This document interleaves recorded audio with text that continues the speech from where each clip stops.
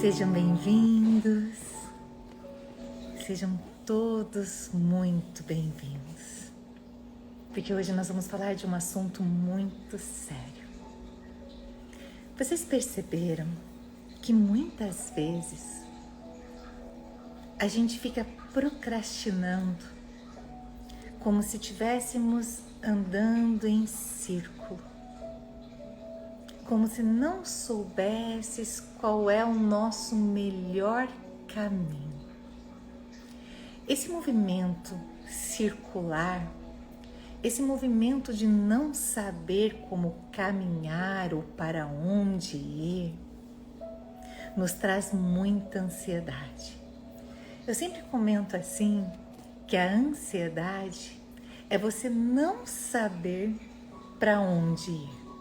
É você não compreender. Porque se você sabe, você se acalma, você se tranquiliza.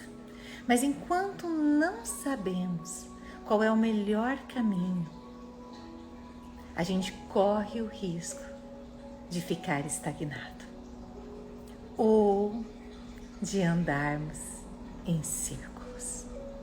Mas o que faz, Ana? A gente perder a orientação. O que faz, Ana? Muitas vezes a gente esquecer o que está fazendo aqui na Terra.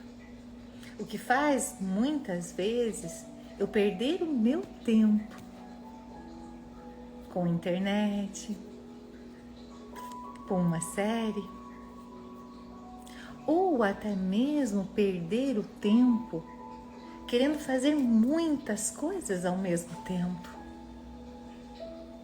Porque sim, outra forma de fugir é querer fazer muitas coisas juntos.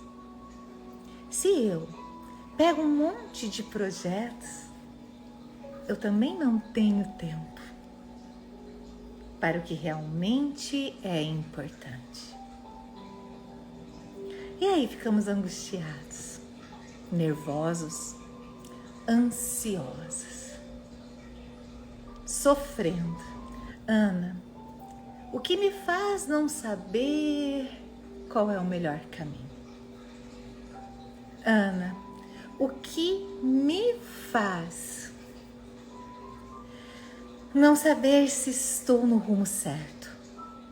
O que me faz não correr atrás do meu sonho? O que me faz, de repente, não ganhar dinheiro? Não olhar para o que é importante? O que me falta? Talvez seria essa a pergunta certa. Enquanto não pararmos e não entendermos o que é necessário, o nosso vínculo de vida muitas vezes fica interrompido. Vou dar um exemplo. A árvore. A árvore tem as raízes, o tronco, os galhos, as folhas. As folhas tendem a crescer cada vez mais e ficarem mais bonitas. A árvore pode gerar frutos. Mas o que acontece se eu corto a raiz? Ou se eu corto um pedaço dessa raiz? Os frutos vão seguir?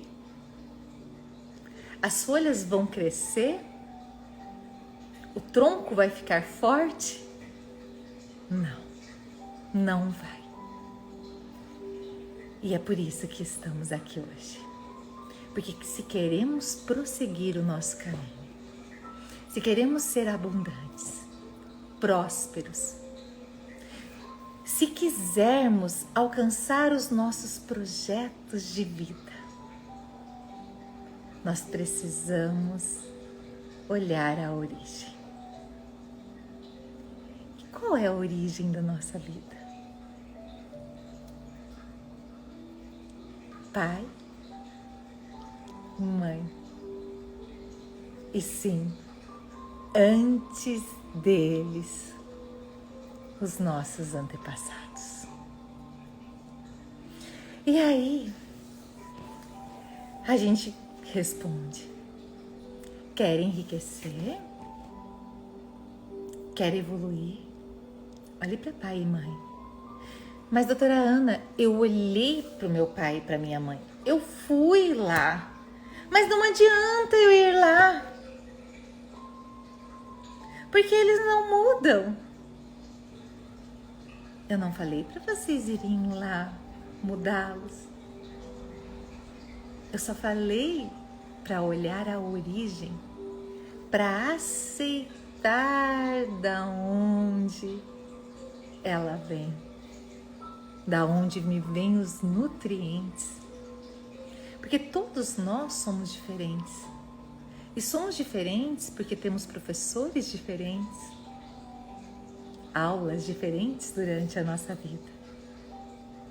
Meu pai e minha mãe não é o mesmo de vocês. Como vamos ser igual? Como vamos pensar igual? Como vamos acreditar igual se a nossa experiência de vida não é a mesma?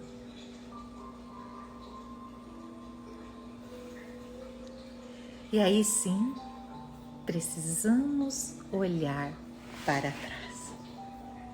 Canso de receber pacientes com histórias semelhantes, de não aceitação da raiz, de não aceitação da origem e de fraqueza. Ai, tô cansado. Corro e estou cansado. Mudo de emprego, acalmo a minha vida e estou cansado. Vou viajar, faço uma casa nova e estou cansado e não estou feliz. Mas por que não estou feliz? Porque você não aceitou e nem agradeceu pelo que veio antes. Ana é tão forte assim? Sim, é mais do que você imagina. É tão forte tudo isso que governa o nosso inconsciente e que faz a gente caminhar conforme a lei. Mas por que é tão forte tudo isso que vem antes, Ana? Eu vou explicar para vocês. Porque o maior desejo do ser humano, de todos nós que estamos aqui, é pertencer. Sim, todos queremos pertencer. E para pertencermos, queremos ser aceitos. E para sermos aceitos, temos que caminhar conforme fomos ensinados. Então, por exemplo, se a minha avó lá atrás disse que a mulher, para ela ser uma boa dona de casa, ela tem que todo domingo arrumar a mesa e encher a mesa de comida. Minha avó é assim, minha mãe é assim, minhas tias são assim. E quando menos eu percebo, eu abri a mesa e arrumei ela igual eu aprendi. E aí, se tiver alguém que vai na minha casa, vai falar bem assim: nossa, como você é parecida com a sua mãe. E eu faço, me enche de alegria. É tão forte que às vezes, se a avó casou grávida, se a mãe casou grávida, o risco da filha casar grávida é gigante. É tão forte que se eu vou lá atrás se sentiu injustiçado porque passaram a perna nele e roubaram, se nesse processo meu pai se sentiu injustiçado porque passaram a perna nele e também o roubaram, o risco de eu abrir uma empresa, me passarem a perna e me roubarem é gigante. Porque assim a gente pertence ao clã.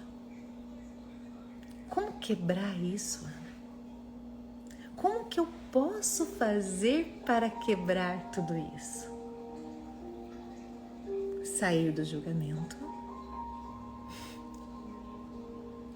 e saber que a gente pode fazer diferente pertencendo. Ah, mas isso é fácil. Não, nem um pouco. Nem um pouco fácil. Vamos de exemplo?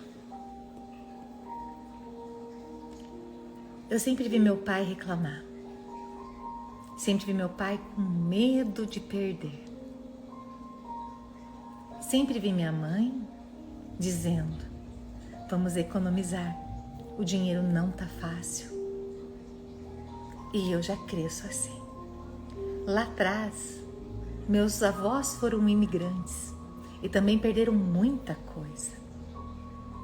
E aí eu começo a trabalhar e busco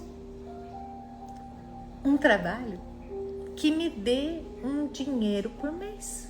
Porque se eu ganho por mês, não vai me faltar. E daí, se lá atrás a minha mãe escutou que professora, por exemplo, que vai ganhar o salarinho por mês, que vai ter férias, naquela época as mulheres que eram as professoras viviam bem, ela vai querer o quê? Que eu seja professora. E aí eu posso até me formar em advogado, posso até ser advogada, mas quando eu percebo, eu estou dando aula. É assim que a gente honra a Bela. E sem perceber. Olha que forte tudo isso, gente. E mesmo com o meu salário de professora, mesmo eu tendo aquele dinheirinho contadinho todo mês, eu tenho medo de faltar. Um medo gigante. E aí, nesse medo, se me aparece uma oportunidade de ganhar mais dinheiro, mas se eu investir esse dinheiro pode sumir, porque foi assim que aconteceu com os meus antepassados, eu não vou. Eu recuo por medo. E aí eu honro, mas eu também não evoluo.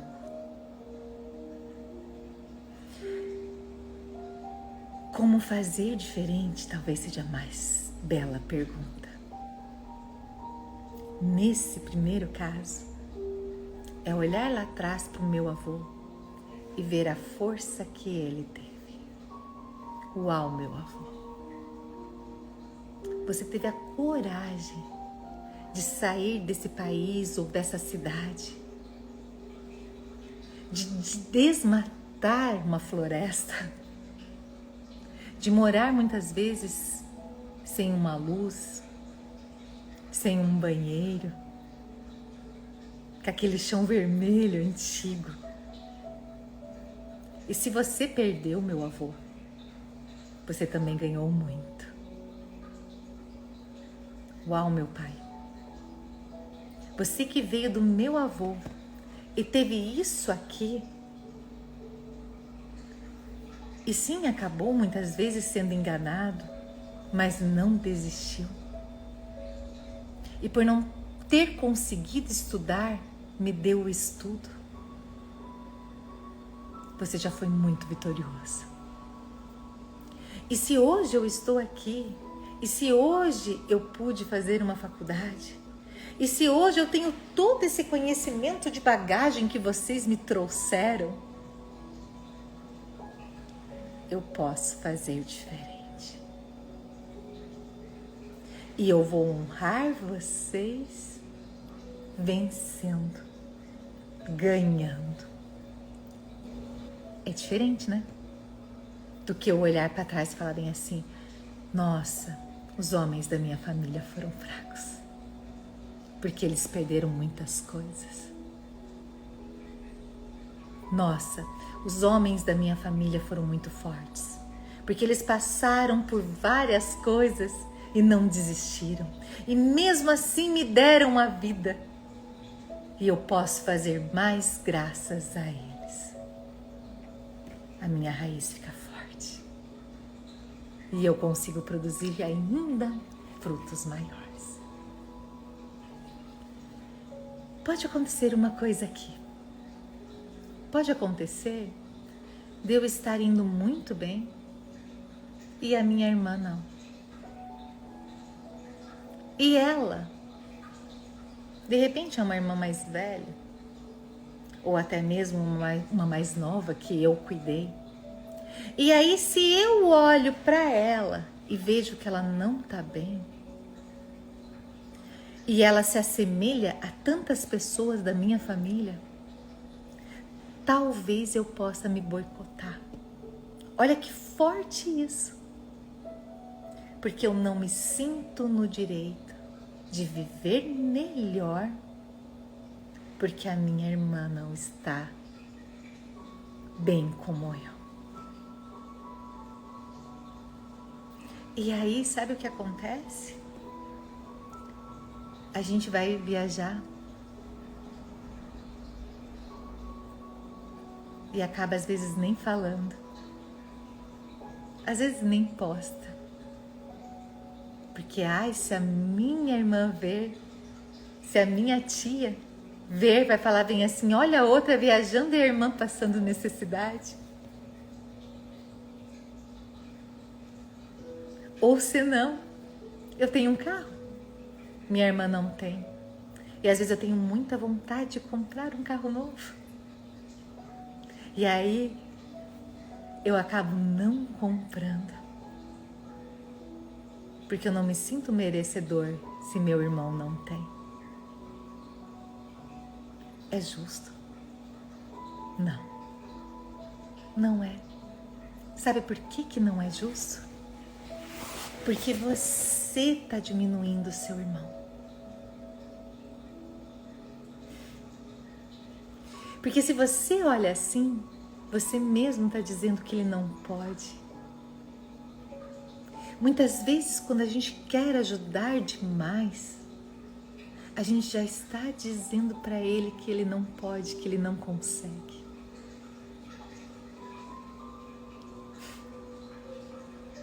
Às vezes o nosso irmão vem conversar com a gente.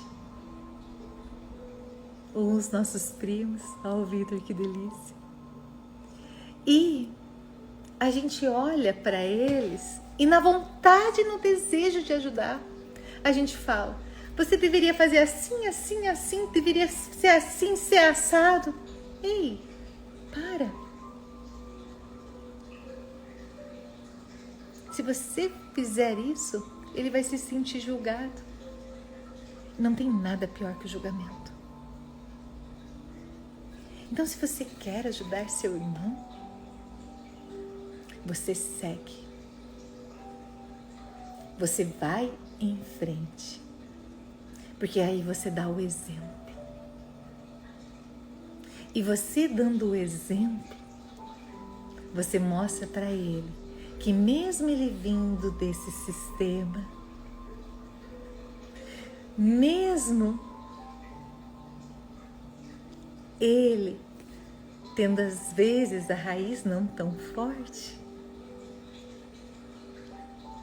ou não tendo uma terra como as orquídeas, ele pode dar uma bela flor. Seu olhar com amor e compreensão. A gente deixa de julgar o sistema quando a gente compreende. E aí sim, Bela, a gente olha para o outro e se coloca no lugar do outro. Se eu estivesse essa vivência, talvez eu faria a mesma coisa. E aí, ao invés de eu falar, eu escuto. E aí, quando ele fala, ele se acalma, porque ele vai perceber que meu olhar é de amor, não é de julgamento. Ana, mas quando eu posso falar? Quando ele pedir. Senão, não fale. E se mesmo assim ele pedir, e você for falar e você perceber que ele disser, não é bem assim, você se cala. E respeita a forma como ele pensa. E dá o seu exemplo. O seu exemplo de amor, de carinho. E sim, eu vou buscar a prosperidade. Porque um dia esse meu irmão vai olhar para mim e vai dizer, talvez eu precise seguir esse caminho. E aí tudo se resolve.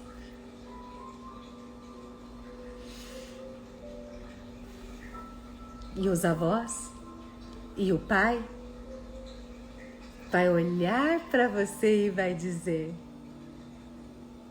parece que eu não errei, porque tem um fruto lá, belo, forte. E vocês tenham certeza absoluta que esse pai, ele vai proteger mais o filho fraco. Mas não é porque ele não olha para você com amor. Não é porque ele acha que você não está cuidando desse irmão. É porque ele sabe que você não precisa. Mas na tua dor, muitas vezes de abandono, também querendo ser visto, você pode botar tudo a perder. Se ficar na ferida da criança. Quando você quer se aproximar do seu irmão e ele não faz questão, tenha certeza absoluta que em algum momento você quis fazer por ele. E ele se afastou como se dissesse, respeita a minha escolha. Então a próxima vez que você encontrar ele, você olha para ele e valoriza algo que ele está fazendo. Prestem atenção, gente, que valorização não é elogio, tá? Valorização é aquela frase, eu vejo você do jeito que você é e eu te amo sendo assim. E eu olho para você sem nenhum julgamento. E olhando para você sem nenhum julgamento, eu te acolho no meu coração. Aí esse irmão vai voltar a se aproximar. Vamos com um outro exemplo? Meu avô lá atrás foi extremamente machista. Sim, naquela época era comum. E ponto. Mas alguns foram mais que outros. Alguns ainda, para ajudar, bebiam demais. E quando bebiam, fora serem machistas, ainda machucavam a avó. A minha mãe, olhando para tudo aquilo, pensou, minha mãe é assim porque depende do meu avô, do meu pai. E por depender do meu pai, não pode ser livre, tem que aceitar esse homem assim. Eu não vou depender de homem nenhum. E aí a mulher estuda, vai trabalhar. E aí o homem chega em casa e diz assim, você não fez janta? E se ela tem aquela dor de que a mãe dela trabalhava o dia inteiro na lavoura, fazia janta e ele ainda reclamava? Ela vai falar bem assim: eu não. Faz você. Ela está honrando a mãe. Mas daí, a criança que olha tudo isso e não entende a dor da mãe, vai pensar: por que minha mãe trata meu pai assim? Por que minha mãe está mandando meu pai embora? E se as brigas aumentam? E se lá atrás a avó era traída e essa mãe carrega a dor das traições? E esse marido vai jogar bola, chega tarde e ela acaba afastando esse homem. E a menina sofre. Lógico, a mamãe não está cuidando do meu pai. Então eu cuido de você, papai. E aí a criança olha com amor para o papai, porque a mamãe não consegue olhar com a dor que ela tem. Então, olha lá. A criança vai olhar para o papai com amor e ela começa a virar a princesinha do papai. Olha que forte isso. Ou o menino olha para a mamãe com amor e vira o amor da mamãe, o companheiro da mamãe, o filhinho da mamãe. Porque alguém tem que cuidar desses pais. E aí, sabe o que acontece com a filhinha do papai? Ela acha que o único homem que é bom o suficiente é o seu pai. E sabe o que acontece com o filhinho da mamãe? Ele acha que ele não precisa do amor de outras mulheres. Porque ele tem o amor da mamãe dele. Por que ele vai querer outro amor? E aí, os filhinhos da mamãe tendem a atrair os filhinhos do papai. E entram no mesmo conflito de solidão, aonde um fica na ferida da criança e não consegue amar o outro. E às vezes a gente está vendo uma série com o nosso companheiro e dá uma vontade de deitar no colo. Mas a minha mãe nunca deitou no colo do meu pai. Minha mãe nunca abraçou meu pai, porque ela tinha dores. Ela tinha dores lá da avó, ela tinha as dores dela. E eu não consigo daí, porque eu não aprendi a amar. E do nada eu começo a brigar, porque era o que eu via.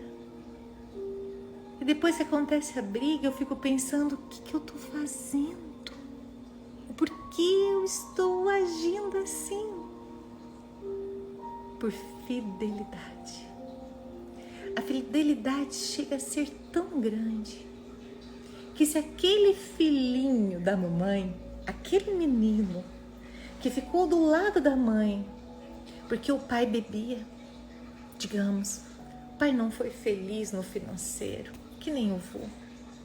E o vô, quando perdeu tudo, no jogo que seja, ele enchia a cara. E aí esse pai, quando perde as coisas, quando não é valorizado, bebe. E aí a mãe, na dor, acaba pegando o filho de companheiro. E o filho olha para o pai com raiva, com ódio, com mágoa. E aí chega um momento da vida dele que ele está trabalhando que nem um louco. Ele leva o dinheiro para casa e se acha maior que o pai dele.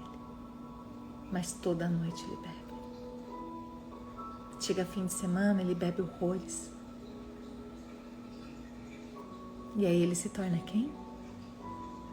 O pai.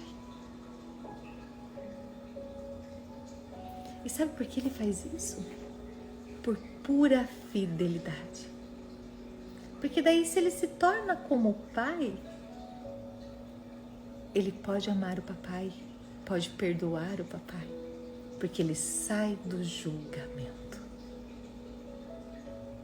Agora, a partir do momento que eu olho lá para trás e entendo, sim, minha mãe tratava meu pai desta forma. Primeiramente, porque no fundo ela não queria que os pais dela brigassem tanto. Porque ela queria que o vovô não traísse a avó daquele jeito. Sim, ela joga no meu pai a dor das mulheres que vieram lá atrás. E por ela ter sido desta forma, muitas vezes meu pai também quis sair, e o risco do meu pai ser o homem que trai é gigante.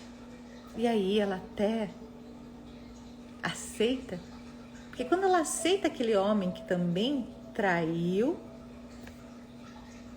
ela está aceitando o que a mãe fez, que ela tanto julgou lá atrás. Mas se eu entendo que tudo isso foi uma dinâmica de vida, e eu digo, essa é a dor de vocês, não é a minha. Não é a minha. Eu escolho ser feliz, mas eu não me permito relacionamentos que me machucam. Mas eu também preciso amar. Porque se eu ficar com a espada e o escudo na mão, eu vou afastar todas as pessoas que estão ao meu redor.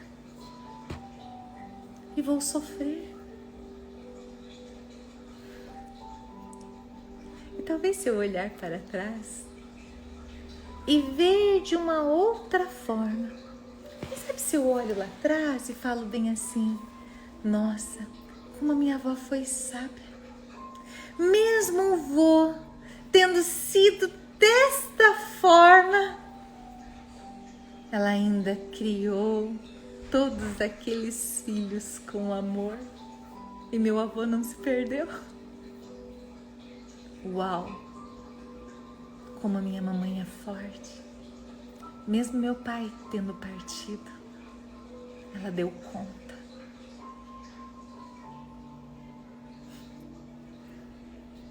Como eu posso ser feliz por elas. E se elas não puderam se amar, eu amo. Se elas não puderam se cuidar, eu me cuido. Vocês sabem por que a gente se desvaloriza tanto? Uma das dores maiores de todos nós é esse sentimento de autodesvalorização. Vocês sabem por que isso acontece? Essa é a dor, uma das dores da nossa criança ferida. Você lembra que eu falei que o maior desejo da criança é pertencer? Quando a criança nasce, ela recebe a vida. E quando ela recebe a vida, ela fala, uau, eu recebi algo muito importante, que eu nunca vou poder retribuir para minha mãe e nem para o meu pai. Mas eu devo a minha vida a eles. Então, muitas vezes, no meu olhar de criança, eu quero salvá-los. É como se eu olhasse para minha mãe e falasse, mamãe, você pode ser feliz por mim? Porque olha, eu sou uma boa filha, eu tiro boas notas. Olha, mamãe, você falou que era bonita as pessoas que estavam na igreja e olha quanta caridade, quanta coisa eu faço, mamãe. Dá para você ser feliz por mim? E aí eu percebo que minha mãe não é feliz, mesmo eu fazendo tudo. E aí eu começo a me desvalorizar. Olha isso. Porque eu acho que eu não venci. Eu não salvei a mamãe. Eu não consegui trazer o papai para casa. Mas como eu ia fazer isso? Se a dor da minha mãe e do meu pai não sou eu?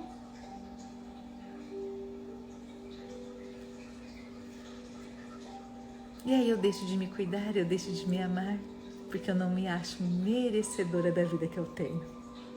Porque eu não salvei o pai e a mãe. Olha a troca de ordem que é isso, gente. É necessário entender que antes de eu nascer, muitas coisas aconteceram. E que a melhor forma que existe de eu valorizar eles não é cuidando da vida deles, é cuidando da minha vida. E aí quando eu cuido da minha vida com amor, quando eu dou para mim o que eu queria que a minha mãe fizesse, quando eu dou para o meu marido ou para a minha mulher o que eu queria que meus pais dessem, eu estou curando o sistema. E aí os filhos que vêm vão olhar diferente. Esta é a cura sistêmica. Olhar, compreender, não julgar, mas caminhar, seguir por eles. Nós começamos falando da árvore, lembra? Se eu vejo que aquelas raízes deram tudo o que podiam, que construíram o tronco forte e que desse tronco eu nasci, de duas pessoas totalmente comuns, que somente por terem sido comuns disseram sim um para o outro. E aí eu vim. Eu só precisava disso, da vida. O resto eu faço sozinha. Por amor a eles. E aí a vida fica mais leve. Quero agradecer vocês por compartilharem comigo esse momento de amor e de cura. Comecem a compreender, comecem a ter esse olhar amoroso e jamais esqueçam que todos têm que pertencer e que é apenas o amor que cura e que salva.